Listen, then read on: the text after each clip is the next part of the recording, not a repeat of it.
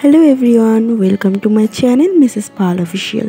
আজকের ভিডিওটা হলো আমরা যাচ্ছি কলকাতা ভিক্টোরিয়াতে। আর হ্যাঁ, তোমরা তো রাস্তাটা দেখে চিনতেই পারছো যে এটা কোন রাস্তা। হ্যাঁ, এটা ভিক্টোরিয়ার পাশের রাস্তা, মেট্রো থেকে নেমে যেখান থেকে যায়। আর তোমাদের তো বলাই হয়নি যে আমরা এখানে কে কে এসেছি। তো এখানে আমার ভাই, আমি আর আমার বর এসেছি। তো ভিক্টোরিয়ায় কিন্তু আসার আমাদের আগে কোনো প্ল্যান ছিল না, কারণ দেখবে যখন তুমি কোনো জিনিস ভাববে যে এটা করবে তুমি, তখন সেটা হয় না। তার জন্য আমরা হঠাৎ করেই এসছি ভিক্টোরিয়া। দিয়ে যা বাবা, কিছু দেব স্বামীর নাম করে আশীর্বাদ করি, ভালো হোক, একটা ছেলে মেয়ে হোক। তুইও দে বাবু।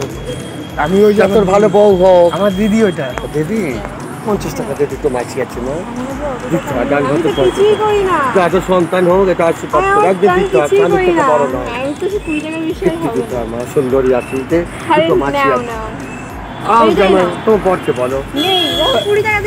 আচ্ছা বাবা 50 কত তো মাছি, ডাল ভাত খাইয়ে যা। ঠিক আছে, রাখো ভালো থাক।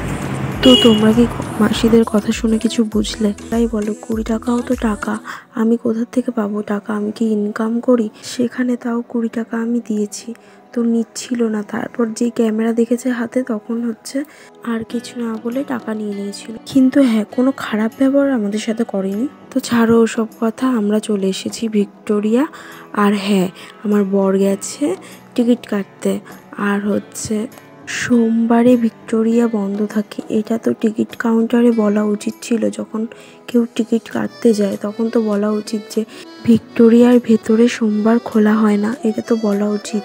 তোমরাই বলো। তো দূর থেকে এসে ফালতু টিকিট কেটে তারপর হচ্ছে ভিক্টোরিয়ার ভেতরে এসে শুনি যে খুলবে না ভিক্টোরিয়া। তারপর আর কি, ভিডিওটা এইটুকুই ছিল। যদি ভালো লেগে থাকে অবশ্যই লাইক, কমেন্ট, শেয়ার আর সাবস্ক্রাইব করে দেবে। আজকের মতো টাটা।